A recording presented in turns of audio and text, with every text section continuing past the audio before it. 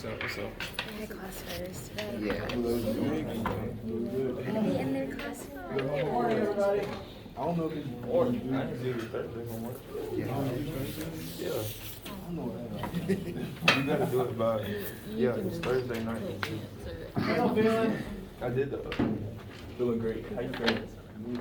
Sleepy, but that's the norm for me. Well, still early. It is still early. And there's no lab this week, so hopefully all of us self-included can get a nap.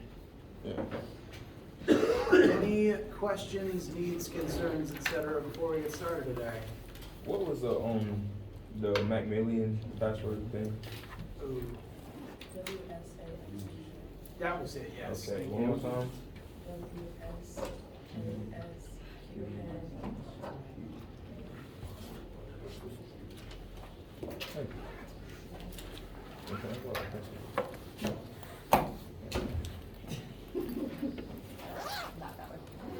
Anything else? Alright. So, today, well, actually rewind. Last time, we ended by beginning our discussion of this family of first four formulas that we'll be using throughout the entirety of this class. This set of formulas, they all describe motion, so they all join and relate into each other, and as the first four formulas, this department calls them the Fantastic Four, and I learned them that way, so they're stuck in my head that way, so that's how I will refer to them. I always list them in this order. This is the order they're listed on your formula sheet, and so if I ever refer to Fantastic Four Formula 3, this is the one I'm specifically referring to, for example. You don't have to have that memorized, but that is the notation I use in my own brain. And we will begin utilizing these today in some practice questions, one to get used to the formulas, and two to get used to working some math questions in this class. I'm going to show the way that I sort of recommend tackling word problem questions on homeworks and tests, just how I lay out the information visually to make the problem solving process a little bit easier for me and my students. So these formulas, from 1 through 4, the first one is the definition of velocity. Velocity equals change in displacement over time. In order to be moving, you have to move a distance over time. Formula 2 is the definition of acceleration.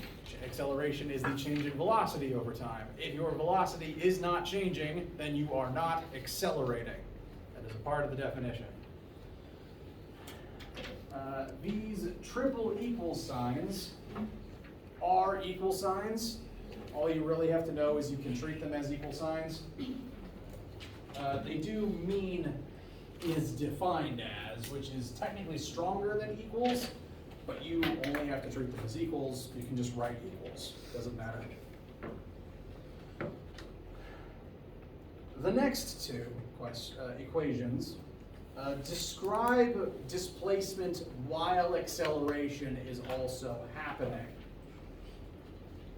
The first formula describes displacement without acceleration.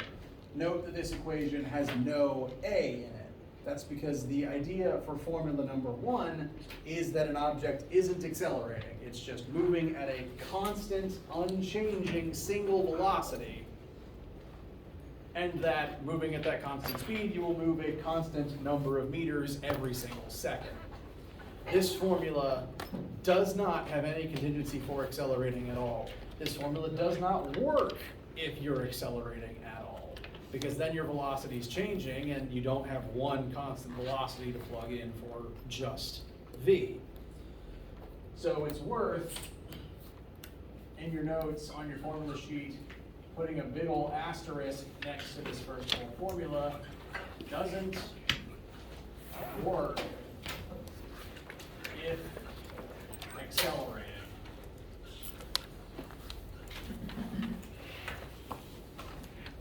So when you're accelerating, rather than using Formula 1, you would look at Formula 3 or 4 when you need to know the displacement as you're accelerating.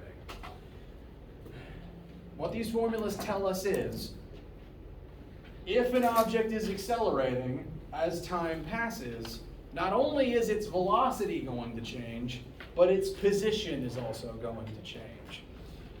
If you're in a car, either as the driver or the passenger, and the gas pedal gets hit, the car goes from 0 to 60, not only does that process take a certain amount of time, it takes a number of seconds for the speed to actually change, it also takes some amount of distance.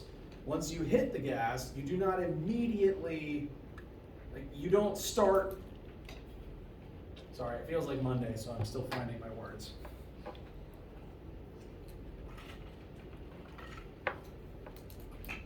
Once the gas pedal is hit, not only does it take time, it also takes distance to get up to speed. As soon as the pedal start is pressed, the car starts moving, and that speed keeps changing as it keeps moving until you reach the desired speed. So some distance will be covered as the acceleration happens. That's what this formula says. The displacement is equal to how fast were you moving initially, and how much is the speed changing as you're displacing forwards. I think a better example might actually be slowing down, because when you hit the brakes in a car, you have to skid to a stop, right? That's why you have to be very careful, and you have to make sure not to tailgate. Because if something comes to a dead stop in front of you, you need distance to slow down so that you don't slam into it. And this is why skid marks exist on every road ever. So Formula 3 specifically is comparing displacement as you're accelerating over time. And frankly, this is one of the most useful formulas of the entire list here. I'd say it's the one of the 4 that gets used the most around here. And we will demonstrate its uses today. Formula 4 is actually very similar. It also talks about accelerating and displacing at the same time. It's just been rewritten in such a way that it doesn't have a T in it. It's the only one of the 4 that does not have time in it in any way, shape, or form. Well, it doesn't have a T variable written in it. I should say it that way. And that means that 4 out of all of these is kind of the fringe case. Time's a pretty important variable in this class. A lot of the formulas use it, and it tends to be a very handy thing to know. Usually, if you aren't told time in the question prompts, you'll be asked to calculate it. The times that 4 is useful is if you don't know time and have no way of knowing time. So it's useful, it's just, again, the fringe case. But when the fringe case comes up, you want to have the tool to be able to handle it, and that's why it's on the list. So they all cover the same basic principles, but each formula has different times you want to use each one. And we're going to start practicing that today. Questions, feelings so far? All right.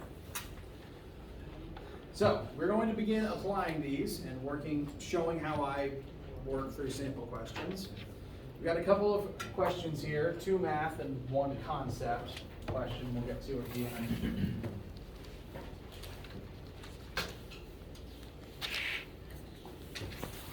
So, our first question. You drive at 55 miles per hour for 23 minutes. How far have you traveled? It's our first, I believe, our first word problem here. And again, I'm going to demonstrate how I'd recommend writing out word problems on your own work, just for the sake of helping your process.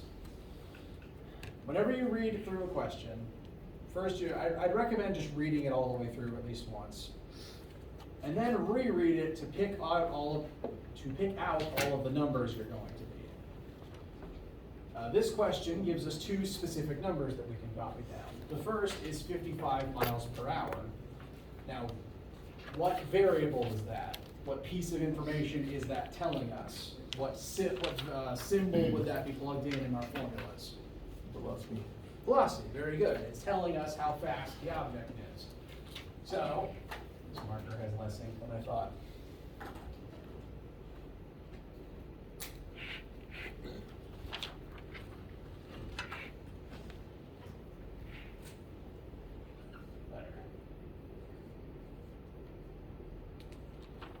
And so, what I recommend doing for your word problems is physically writing out not only the number you were given, but also what variable symbol it applies to. So the velocity of our object is 55 miles per hour. The other number we're given is 23 minutes. So what variable is that? Very good. I'm specifically going to list that as delta t because time is passing, time is elapsing. So it's a change of 23 minutes from start to finish. And most of the formulas will have delta t in it for that reason, because time passes throughout the process. So these are the two things that we've been given. I'm further going to add another line here for the thing we've been asked for. How far have you traveled? That means that what we're being asked to solve for is displacement. The distance the vehicle moves. So we know V, we know T, and we want delta X or D, depending on who wrote the formula.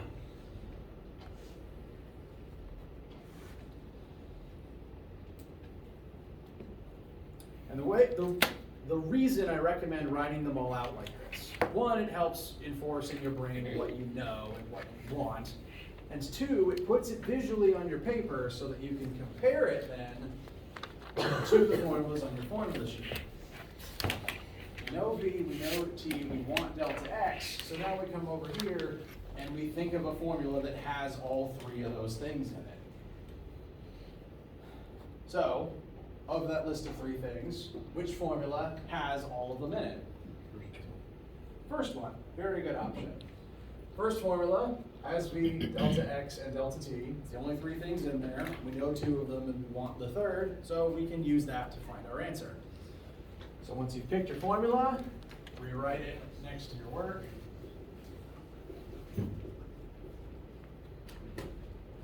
And next we'll fill in the numbers that we know.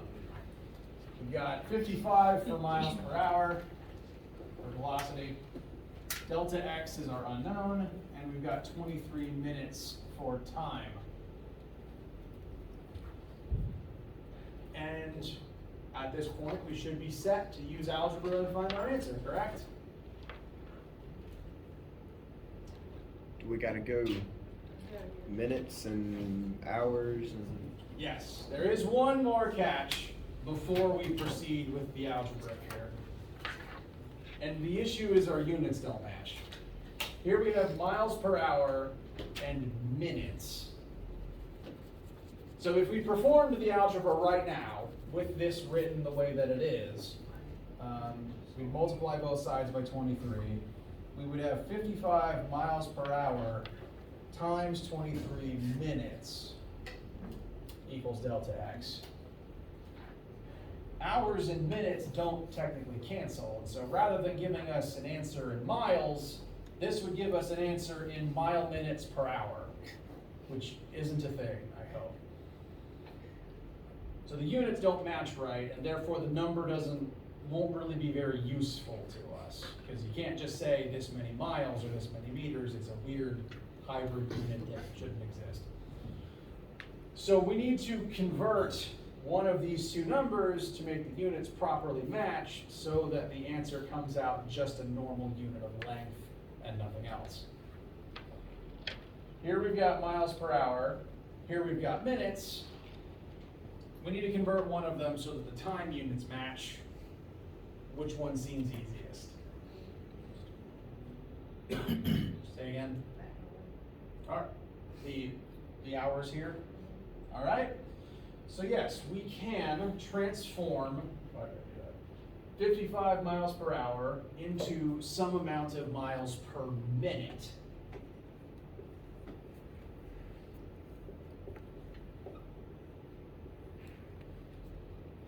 And we could also convert minutes into hours, whichever one you change is kind of just up to you.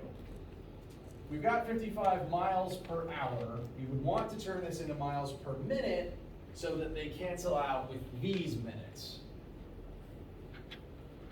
To do that, We need to multiply it by some fraction that cancels out hours and replaces it with minutes in the denominator. I'm going to use the fraction 1 hour divided by 60 minutes. Arranging it this way, hours cancels and leaves us with minutes on the bottom. So if we divide 55 by 60,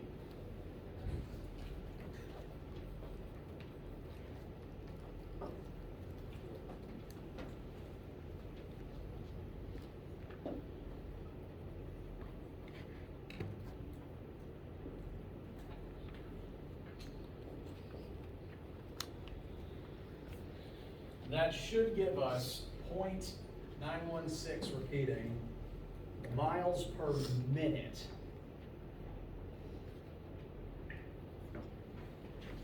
And that's the number that we would want to plug in instead. So this is an exercise in paying attention to units.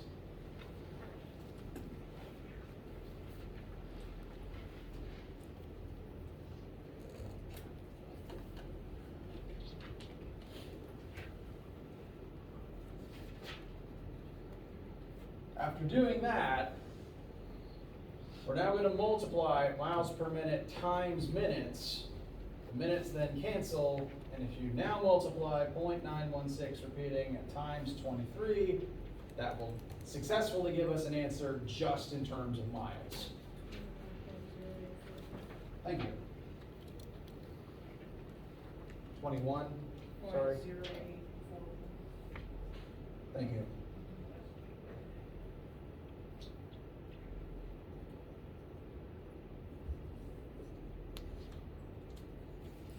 So that will tell us that we would drive 21 miles in that amount of time. Which makes, at least in my head, a decent amount of sense. 23 minutes is about half an hour, and we're moving at 55 miles per hour, so cut it a little less than in half, and we'd get 21.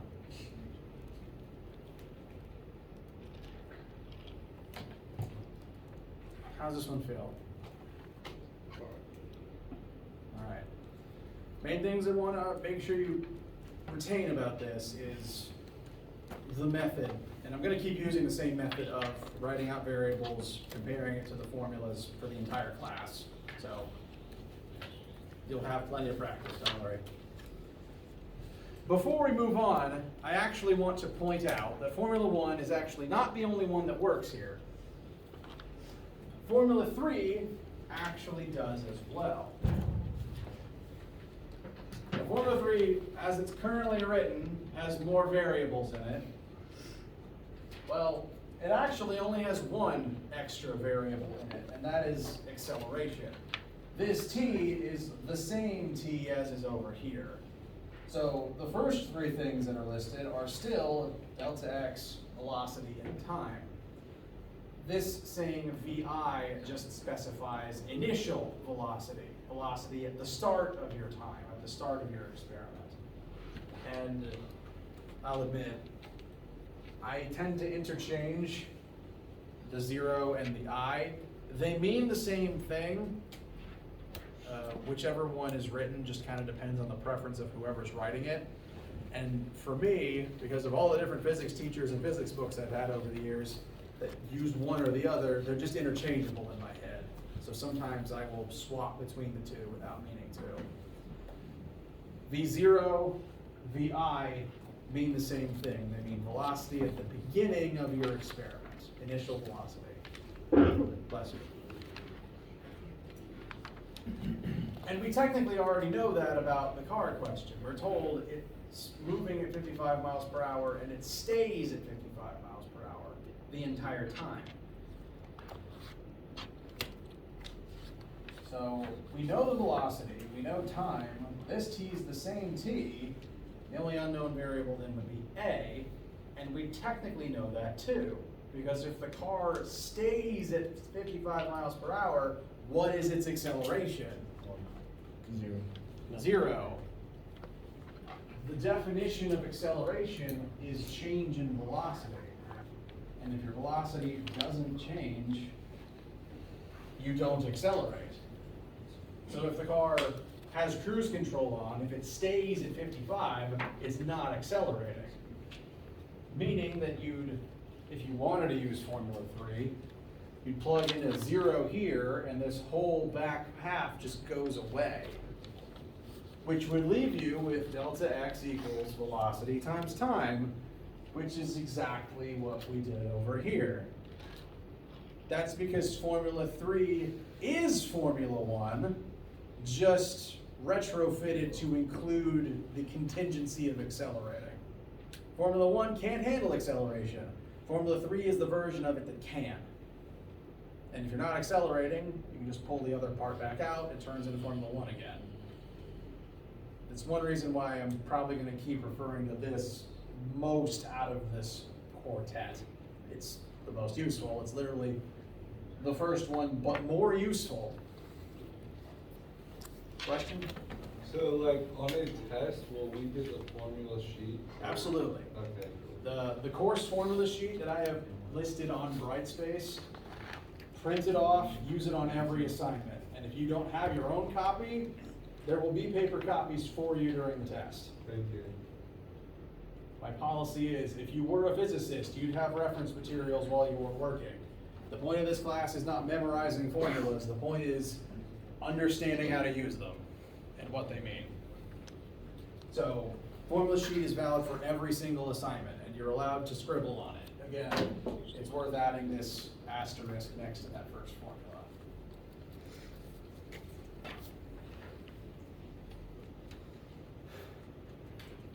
Excuse me. All right, how do we feel about this first one? Just as math practice. All right, now let's look at the second one. Once again, we're going to read through the question and pull out all the numerical information we can before discussing what formulas will be useful.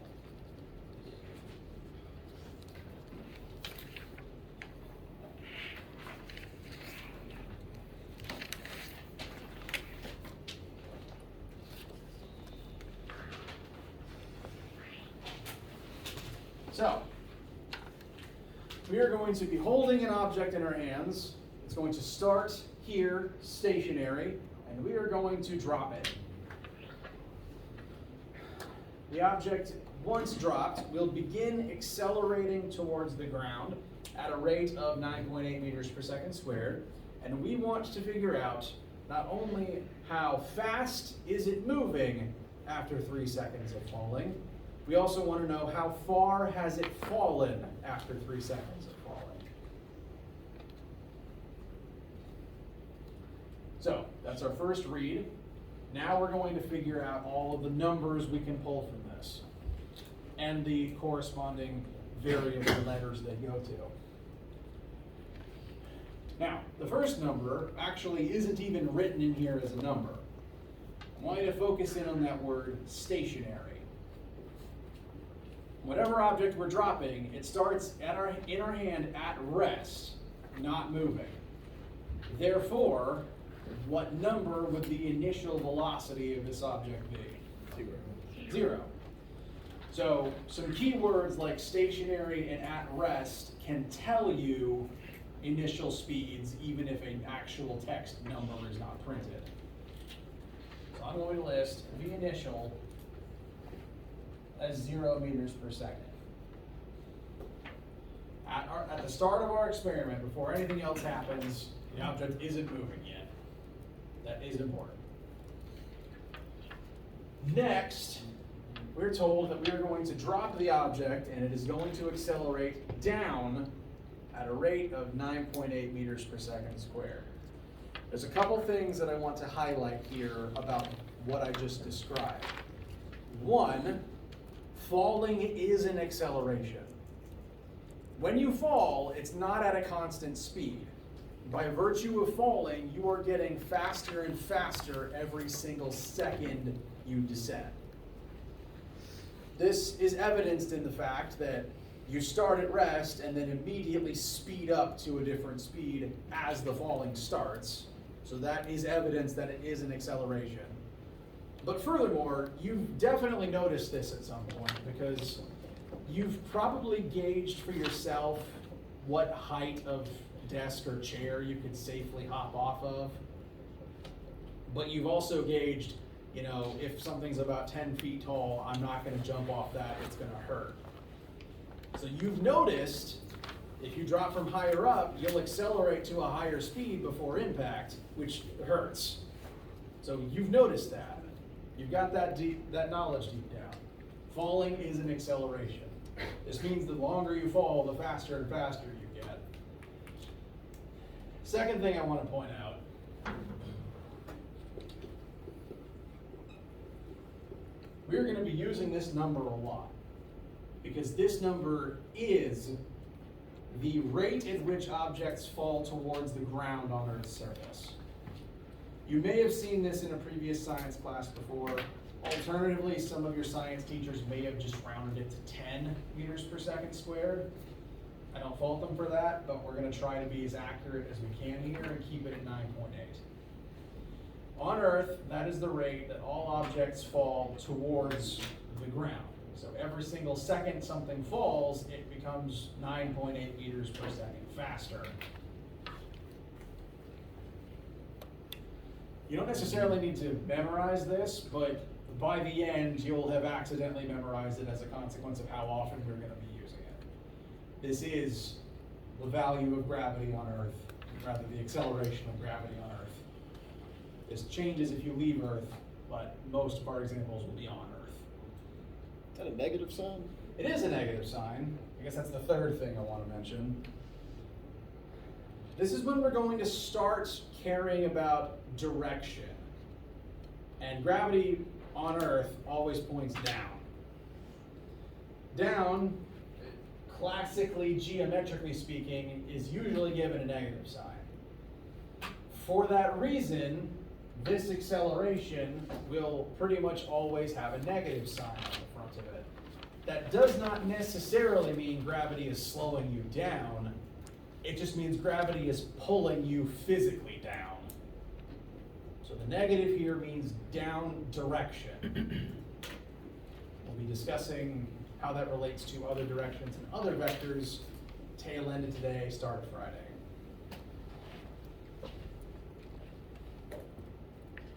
So that's what the negative means. It's going to be there with the number pretty much all semester, so I'm trying to get you in the habit of seeing it and using it now.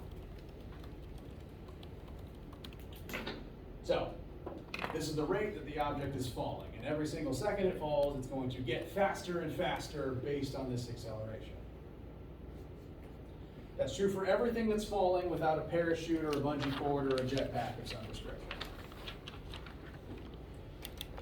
So, we've been asked, how fast is this object moving after 3 seconds, and how far has it traveled after 3 seconds?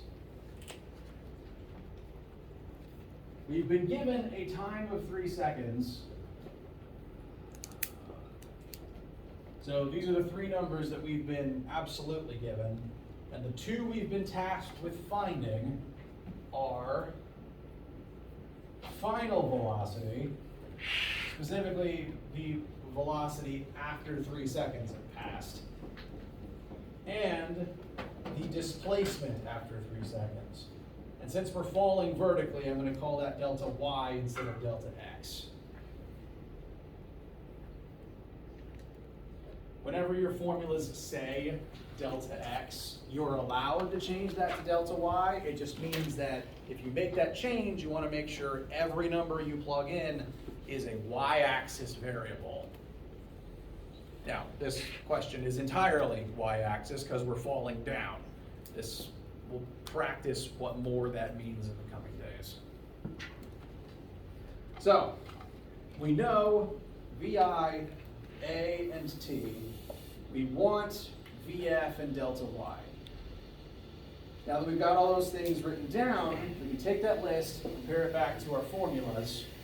Which ones, it's just the heat kicking on. It is unfortunate. At the school I went to grad school for, the same thing would happen about every day, except the vents there sounded like rain. And so we always had to play the game of, is it the heat or is it raining? Because we didn't have any windows. Because they always put the physics department in the basement.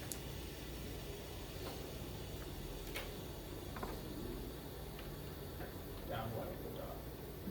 So, which of these formulas will be the most useful right now? Formula 4 is a good one to point out. In this formula, there's two things we definitively already know: velocity initial and acceleration. And there's two things we want to know: velocity final and the displacement. I'll rewrite that as delta y for now.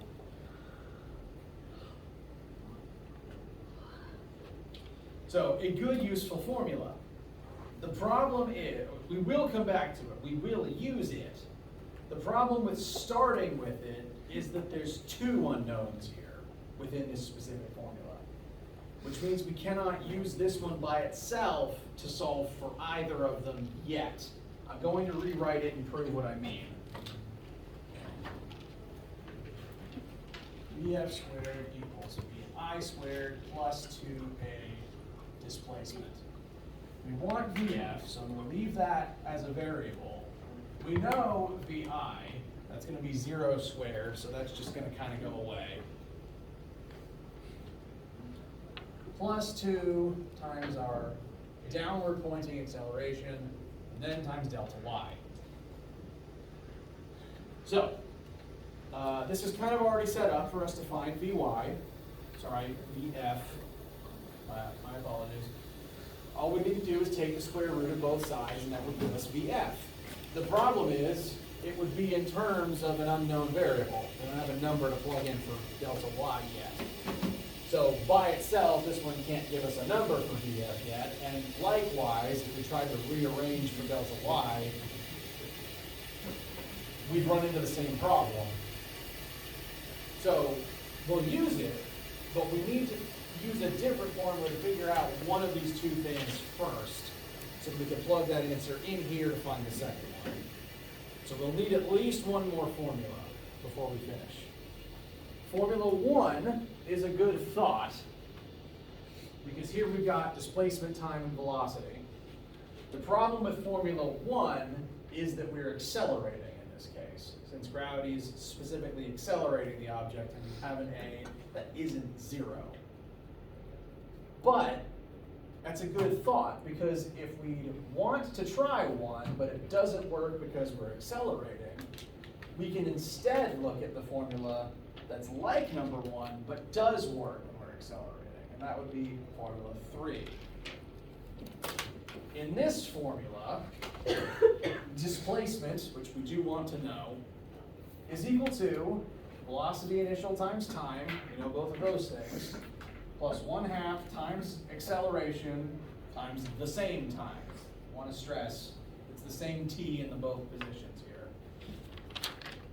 We know everything in this formula except delta y, which means we can use it to find delta, we can use it to find delta y, and we can then plug it into the fourth to then find our Vf.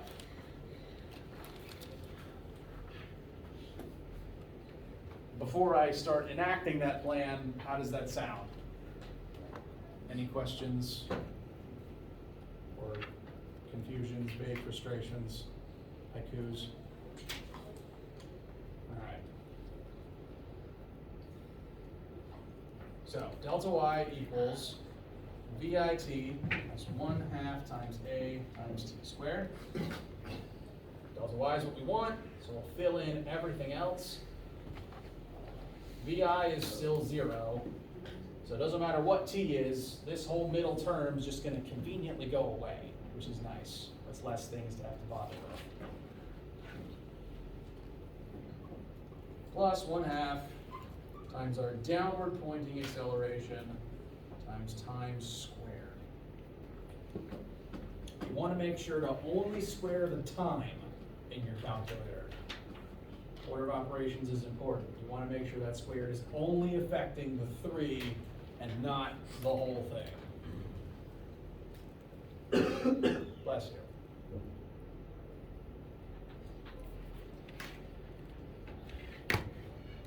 This whole middle piece here, 0 times 3, that's just going to go away. Won't end up mattering. So that's just really going to leave us with delta y equals 1/2 times negative 9.8 times 3 squared. Why doesn't it matter? So 0 times 3 is equal to what? 0. And you know what, I'll write out the next step with it in there just to show. 0 times 3 is 0, so I've simplified that into just 0. And that's 0 plus something else. And 0 plus anything is just the original thing. So it's sometimes worth filling it in just to see how it cancels. But like, I've been doing this for a long time. I can jump straight to that conclusion. So thank you for actually asking, because it's good for me to practice and to show all the steps for everybody. You can get a negative answer. What negative answer did you get? 44. Very good.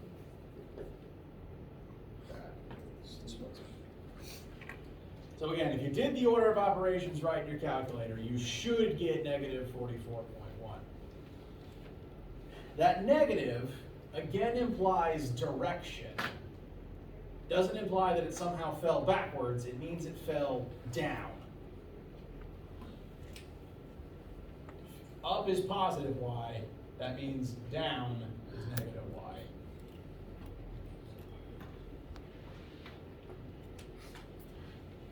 So negative does have a meaning, it means down. Negative in this class will pretty much always mean either down or backwards if it's the x-axis.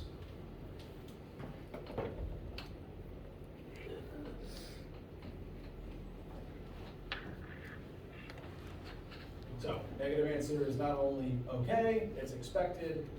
Great job. Feel all right so far? All right. I'm going to go ahead and actually write the number we just got in the space I left for it. So within 3 seconds, this object will fall 44 meters approximately downwards. Now, if you're not used to thinking in the metric system, I'm going to provide a little bit of context. 44 meters is about 50 yards, which would be about 150 feet. All objects on Earth, unless they have a parachute, a bungee cord, a jetpack, or wings, whatever, will fall at the same rate. So if you fall for a time of 3 seconds, you will fall a distance of half a football field, if allowed to fall uninterrupted for 3 seconds.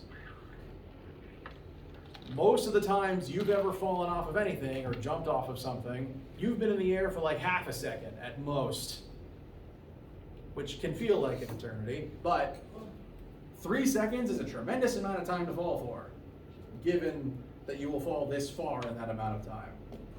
So, kind of building up the sense of scale for some of the numbers we're going to see in this class. Excuse me. Now that we have this number, we can actually take it and put it right here to help us find what VF is going to be. The velocity we'll be moving at will be actually at the end of those 3 seconds.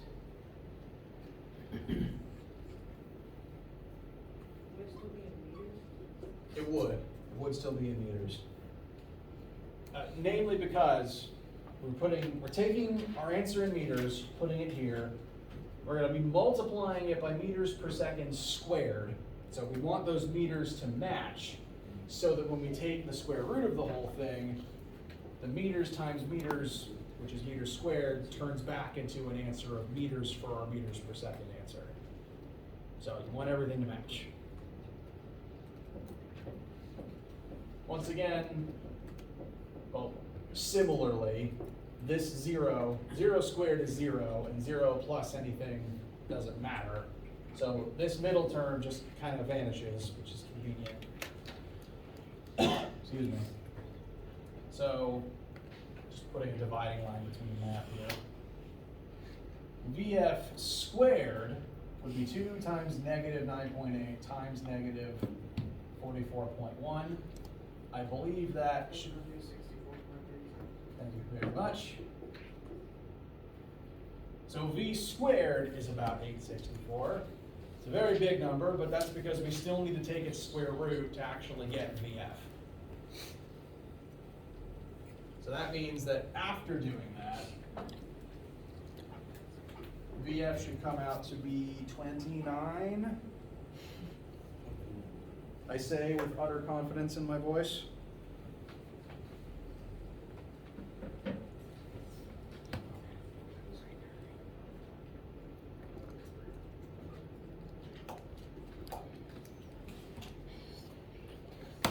Does anyone disagree with 29.4 approximately?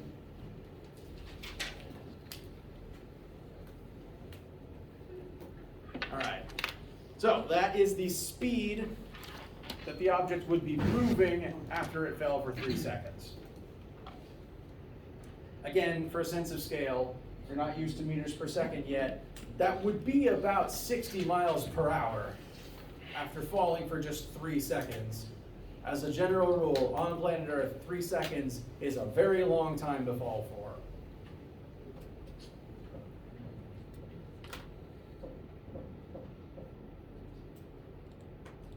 But that is both of the things we were looking for. There's one thing I'll mention. Because we took this square root, and technically whenever you take a square root, the answer could be positive or negative. Because if you squared positive 29.4, you'd get positive 684. If you squared negative 29.4, you'd still get positive 864. So technically this answer could be positive or negative. Given the context of what we're discussing, which sign do you think is the correct one? Negative. The object is falling down, so this velocity would point down. The object is moving in this direction.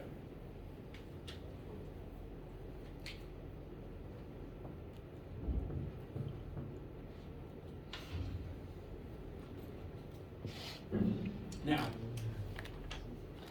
I want you to ignore the directions stuff for right now. Ignoring the negative in front of the 9.8, the negative on delta y and VF. How do the numbers feel? How did arriving at these numbers feel?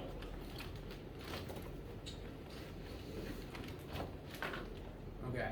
Now, like I said, we're going to be practicing the same formulas in algebra throughout the entire semester. So if you're still feeling rusty, it's okay. You're going to get plenty of practice. I want to now begin discussing why I've been insisting on direction and negatives for tau. And it's because in physics, we study the universe, and when we make measurements, we want as much information as possible. And so in physics, we care about the direction of vectors. A vector is a mathematical it's a variable that specifically has a direction attached. And in physics, whenever something can have a direction, we try to measure it and make note of it because we want as much information as possible to inform our math and our logic. For example, your car's speedometer technically only tells you speed. It doesn't matter if you're going north, south, east, or west, the speedometer will tell you 70 no matter what if you're moving at 70. So you don't actually know the direction unless you look at your map or your GPS or the little compass digital icon that's on a lot of rear view mirrors to tell you direction. And for this class, we're going to want to know direction to, again, have as much information as possible. As an example for why direction is important,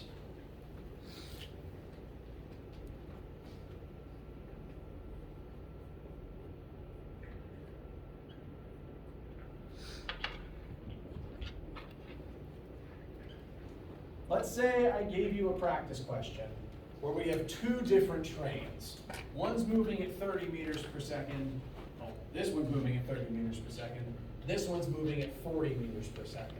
And I asked you, how long will it take for these two objects to crash into each other?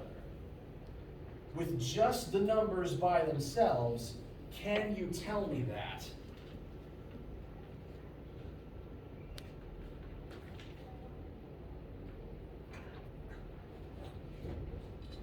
You could calculate a number, but you can't guarantee what the answer would be without knowing the directions. Because hypothetically, there's any combination of directions that could be happening here. The trains could be moving towards each other, in which case they'll crash very quickly. The trains could be moving in the same direction, but since one of them is faster than the other, they will eventually hit each other. This would happen a lot later than this one would. There's also infinite combinations where they never hit each other in the first place. If the faster one is out front, it's just going to get further and further away. Direction is important. Even further, to demonstrate even further, they could be moving in different axes and just never intersect. Direction is important. And for that reason, physics cares about whether a measurement is a vector. Vectors, every year I mention this, it's becoming a more and more dated reference. Despicable Me 1. The villain was named Vector, right? And he mentions, in that first scene, he calls himself Vector. It's a mathematical property with both magnitude and direction. Vectors have to have a direction attached. So, if you're ever struggling to remember that scene will now forever be in your head. If something's a vector, it has a direction. And this is a list of common vectors we're going to be using throughout the entire semester. Meanwhile, there are some things that just are not vectors and never have a direction attached. If something's a vector, you want to know its direction, but some things just don't have a direction. Like, you move in a direction, you accelerate in a direction, you push things in a direction, but you can't really have 30 degrees north or 50 kilograms south. Those are just kind of constants that don't point anywhere. So every time I bring up a new variable and how it's used in a formula, I will make sure to point out whether it's a scalar or a vector and whether its direction is going to be important. If you're looking at the formula sheet, there is a way to check though. If it's underlined, or there's another symbol that sometimes pops up, depending on who wrote the formula sheet. If it's underlined or has this above it, it's a vector. Notice delta x, v, and a all have this, but t doesn't, because time's not a vector. You can't have 30 seconds east. In Formula 4, this is kind of the exception, because since all these vectors are squared or multiplied by other vectors, the directions kind of all cancel out due to a math quirk that's above this course's pay grade. So that's why they're not here, why they are in all the others. And we will begin studying why that direction is important as we begin looking at more and more vectors and two-dimensional math on Friday. Questions for right now?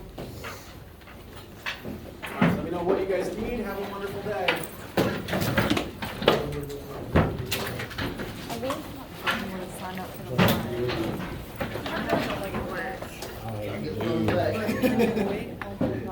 Besides the fact that just need it, I don't want it to film more than it has to. I have 50 minutes.